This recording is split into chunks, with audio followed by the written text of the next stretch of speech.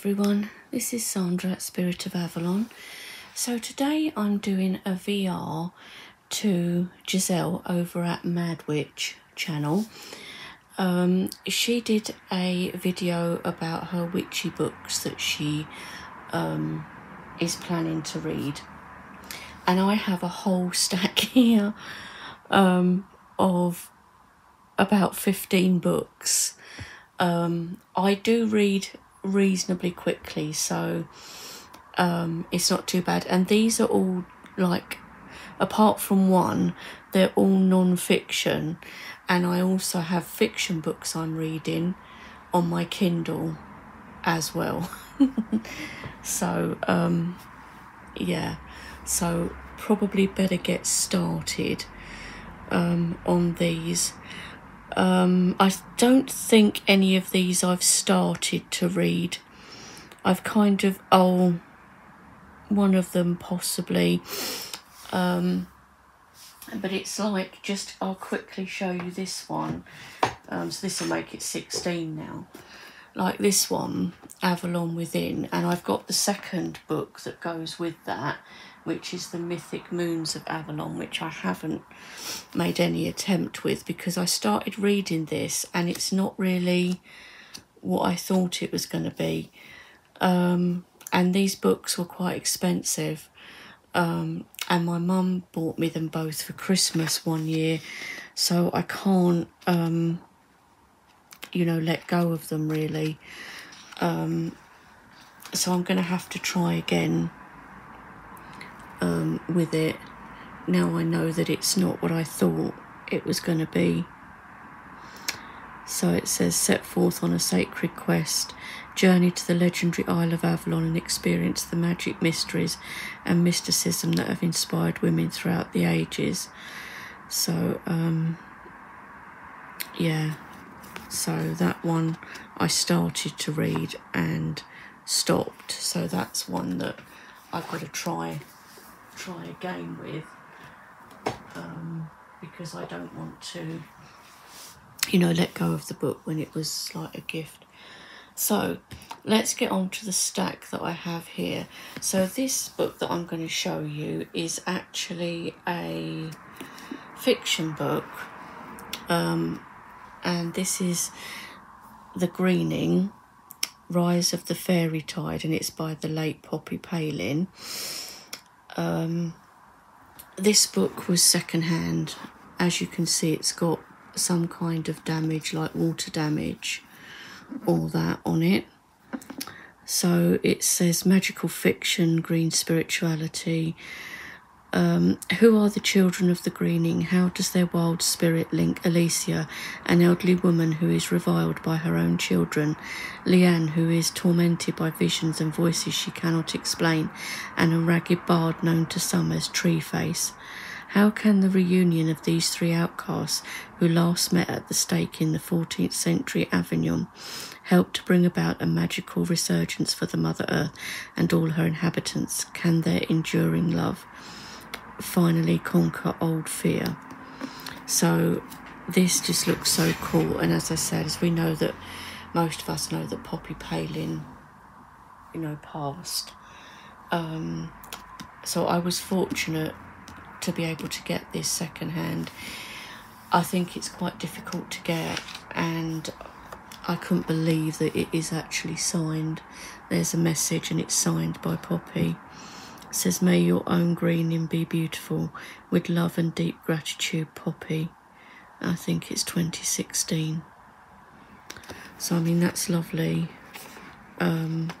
So, yeah, I definitely want to read this one. So this is the only fiction book in the pile, which I am going to be reading. And I'm not worried about, you know, the fact that it's not in perfect condition.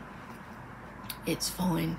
I don't mind having second-hand books, especially with the price of books and everything now, you know. So that's the first one. The next one I've had for a while, which is The Darker Side of Fairy, and I think I picked this up in Glastonbury. So this is by John Cruz. So you've got an introduction, good neighbours, Seelie and unseelie courts, fairy magics, enchanted bread, other spells, not magic. And this is from 2021. So it's not like a really old book, and it's not a huge book either. We'll have a look at the back. It says, there's a distinct tendency today to assume that fairy kind are friendly and helpful towards us humans. The evidence of over 1,000 years' experience preserved in British folk tradition tells a very different story. British fairies are, like humans, selfish, greedy, violent and cruel. What makes things worse, of course, is the fact that they have magical powers too. This book deliberately focuses upon only the darker side of fairy, how their magic can be used to trick and steal from us, how they will attack and abduct us, how we can offend them and how they can make us ill. Given the many ways there are of offending and antagonising the fays, a good deal of space is devoted to looking at ways of defending ourselves, the protection and cures that folk tradition developed over the centuries.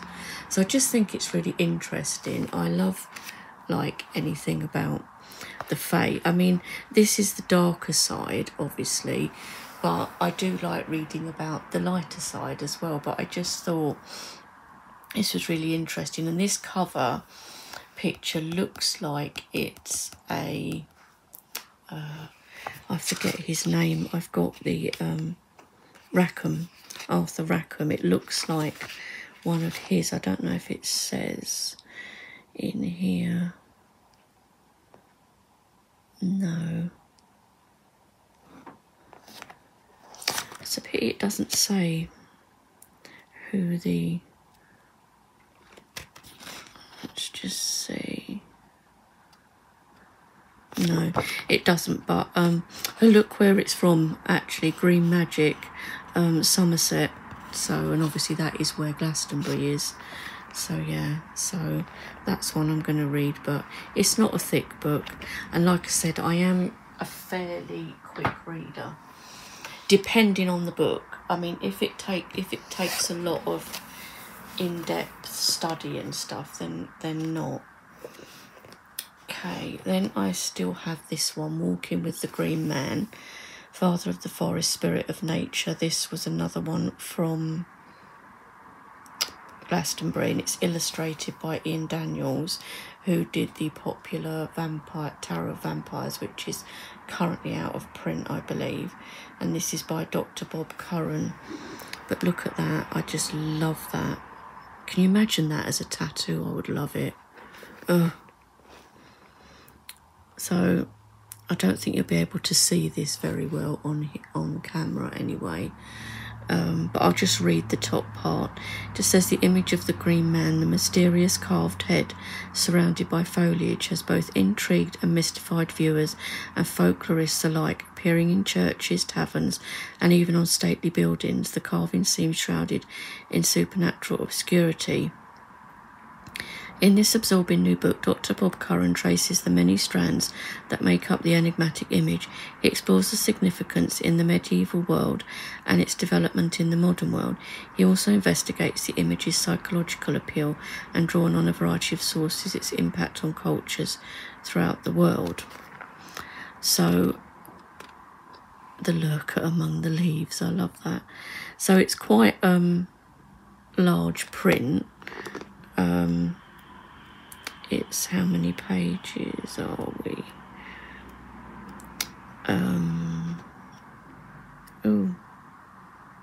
204. So again, it's, for me, that's not like a big book. So that's another one. Oh, honestly, guys. And this one, this is a little Troy Books one. And I managed to get the hardback. I think there's an all black edition now of this, but this is The Devil's Dozen by Gemma Gary, 13 craft rights of the old one. I love Troy Books. And this one apparently has a right for conjuring the hounds of hell or something in it.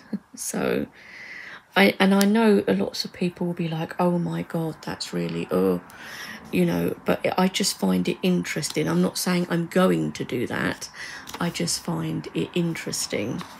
And Gemma Gary is so good. She's like traditional witch, and she's written a few books. So we've got the Wished Hounds here, the Man in Black, Under the Horns, the Witch's Knoll. So you can see there the different chapters, and again, not a huge book. So this actually won't take me very long. So I think this is from the Museum of Witchcraft.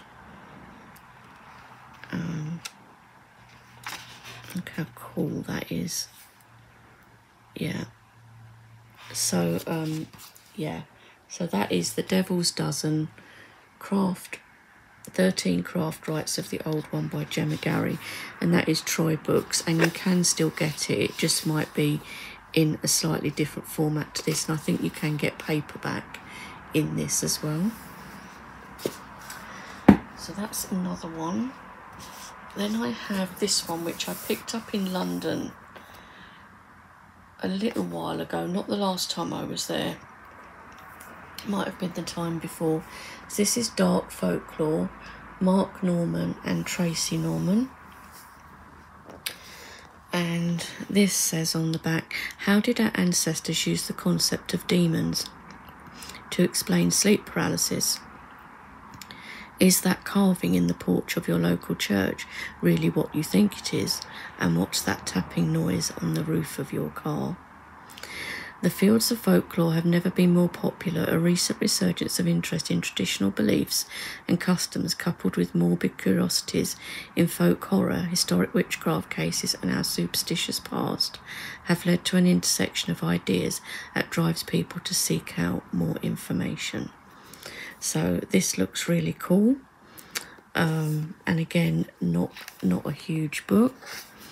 So, and this is by the History Press. We've got The Old Hag, Folklore and Sleep Paralysis, Blurring the Lines, The Dark Church, Folk Ghosts, Urban Legends, The Dark Side of Storytelling, Dark Tourism and Legend Tripping. So, and I can just imagine if my friend Giselle watches this, she's going to be like, oh, that's typical dark folklore, because she calls me the dark sugar plum fairy, so she'll be saying, there's your dark side again. I just find it interesting. And of course, I've always loved horror films and things like that. So, next one, again, this came from Atlantis Books.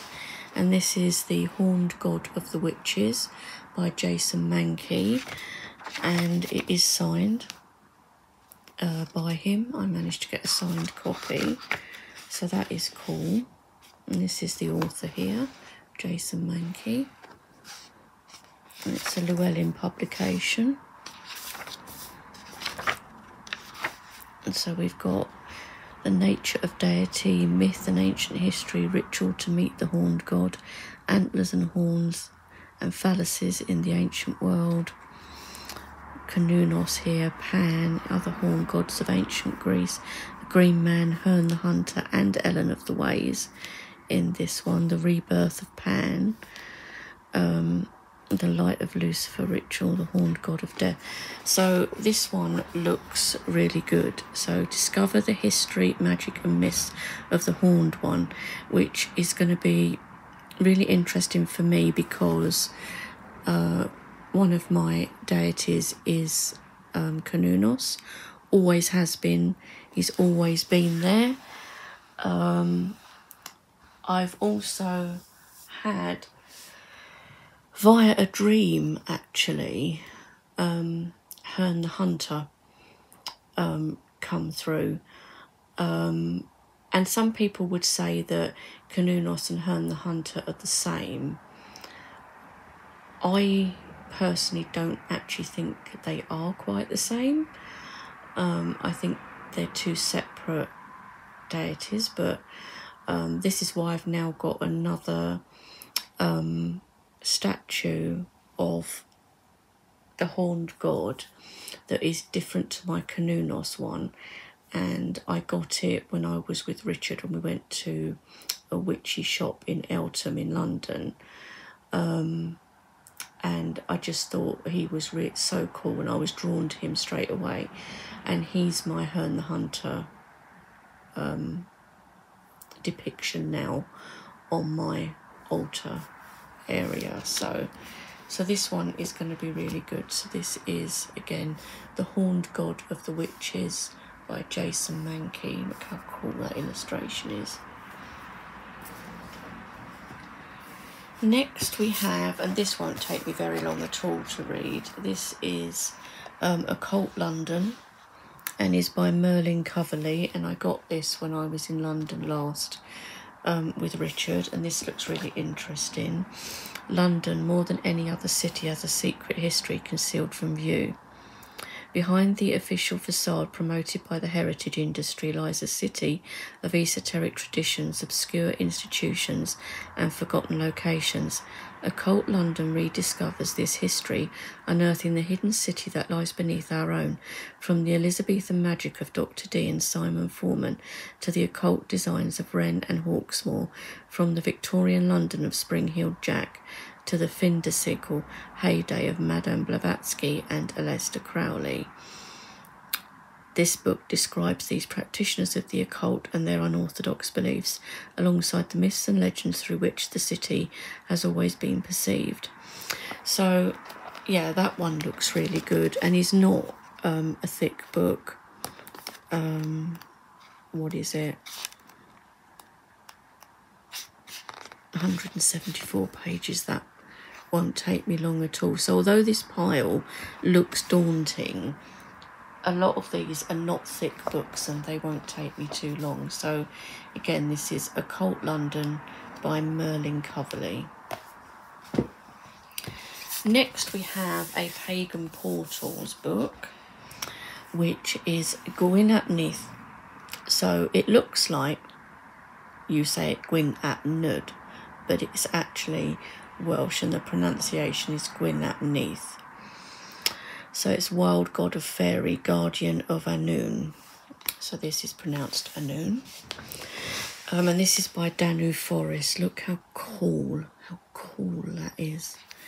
And they say that Gwyn ap Neath lives below Glastonbury Tor. Here we go. Said to dwell within the legendary glass castle in Glastonbury Tor, as well as the Black Mountains of Wales. So that's where he's said to be. And the underworld, he's Gwyn, the bright god of the Brythonic underworld, Annwn, and fairy king of the wild Welsh spirits. The Tylwyth Teg is an ancient and mysterious figure. His tales are scattered through oral folklore and across medieval Welsh literature, a depository of our ancient god tales, said to dwell within the legendary castle in Glastonbury Tor, as well as the Black Mountains of Wales. He is both a figure of romance and fear, a dark lover through the winter months, leader of the wild hunt and guardian of the dead. He is the ancient companion of bards and visionaries through the initiatory journey to the depths of the Celtic underworld in search of the goddess of the land herself. Oh, so good. And the Pagan Portals are very thin books. They don't take too long to read, but it's lovely illustrations by the looks of it inside as well. And you know, this book's been sat on the shelf for ages and I've not read it. It's terrible really, but I've got so many books and you end up forgetting about things. So this is why I've pulled this out. I've pulled a lot of these books out in a pile and thought, right, these are what I'm going to read. So, you know, Giselle's video inspired me to do this. Then we have, I haven't had this very long either, A Spell in the Forest. This is book 1, Tongues in Trees, because a lot of my practice is focused around the forest and trees. Trees are really important to me and the forest is very important to me.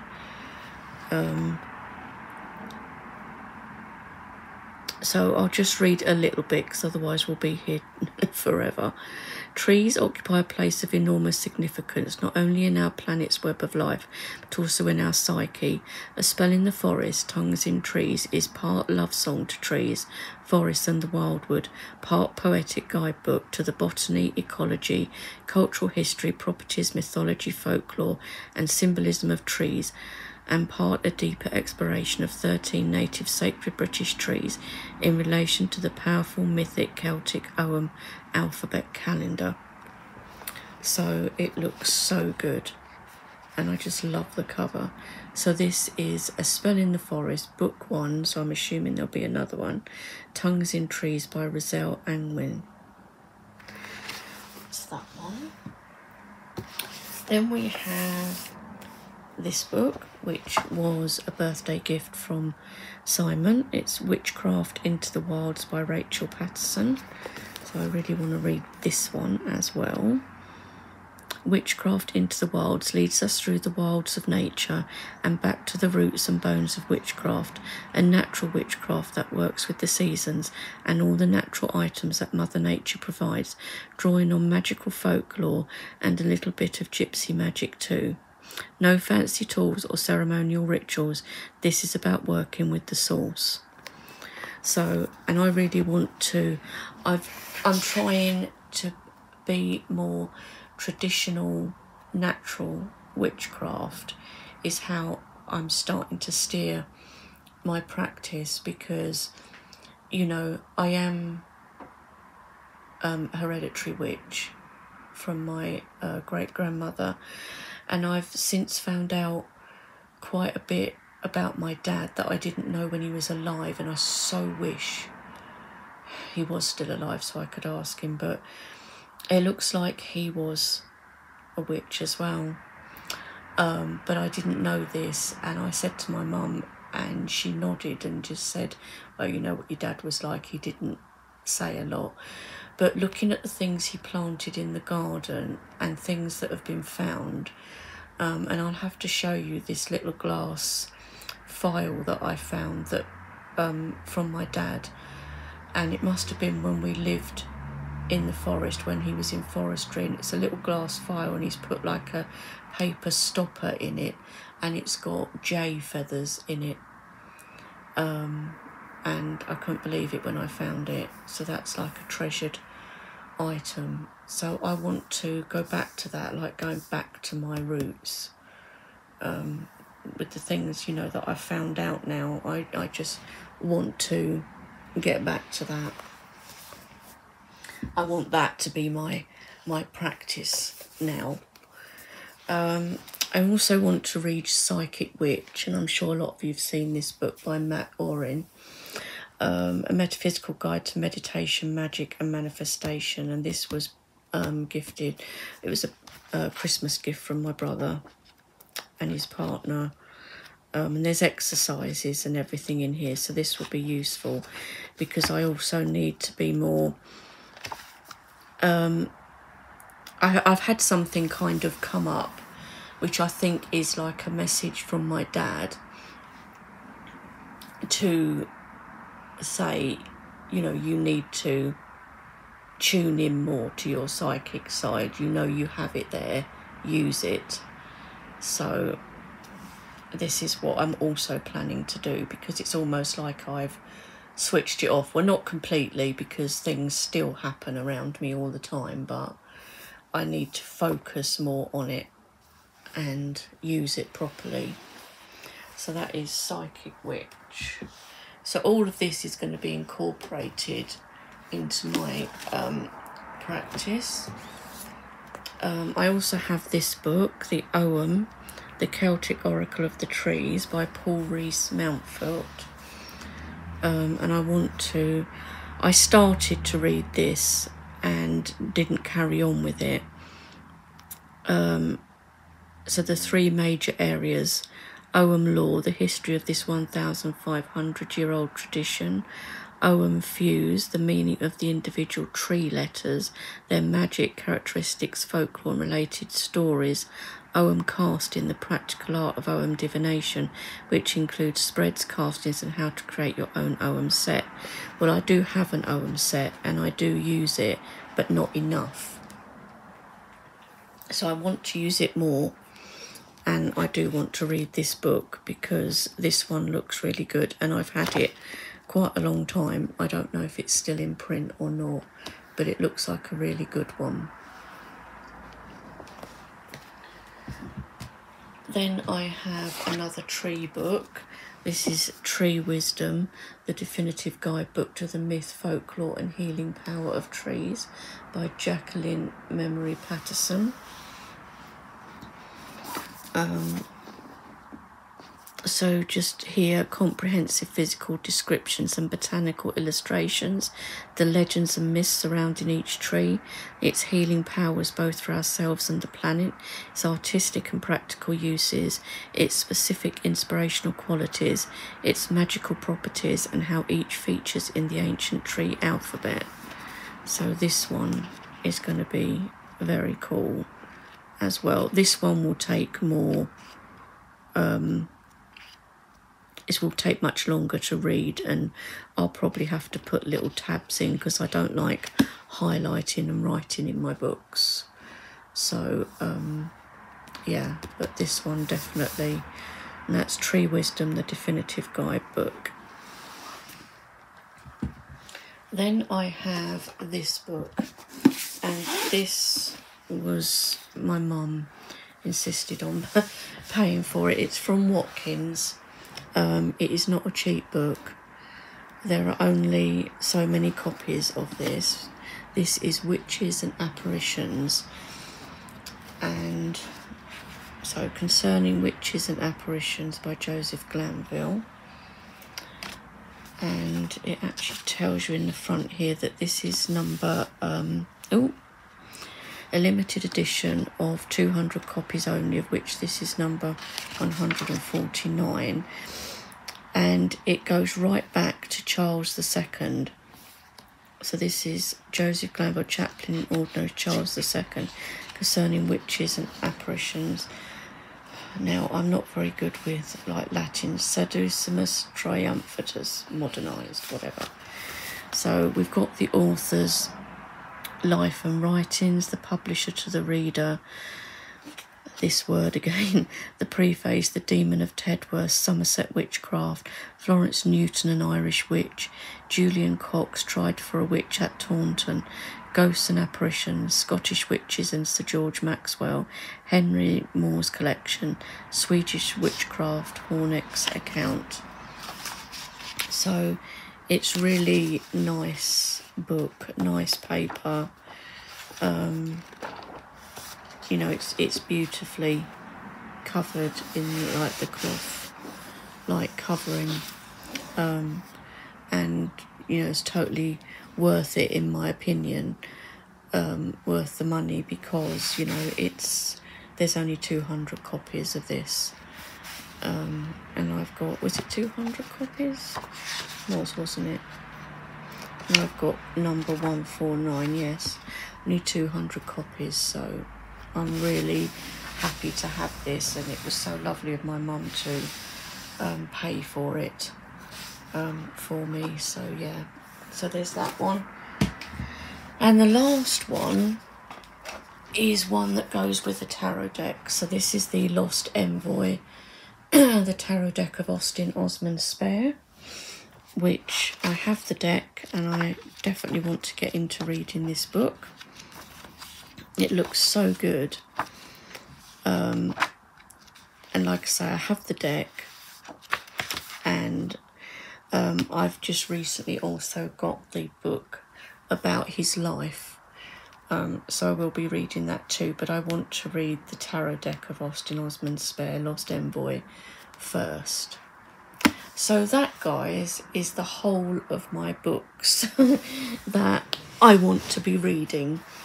It's a lot, I know, but yeah, I will get to them. But yeah, let me know in the comments what you think, and whether you have any of these books, or whether you like the look of them and would like to get any of them.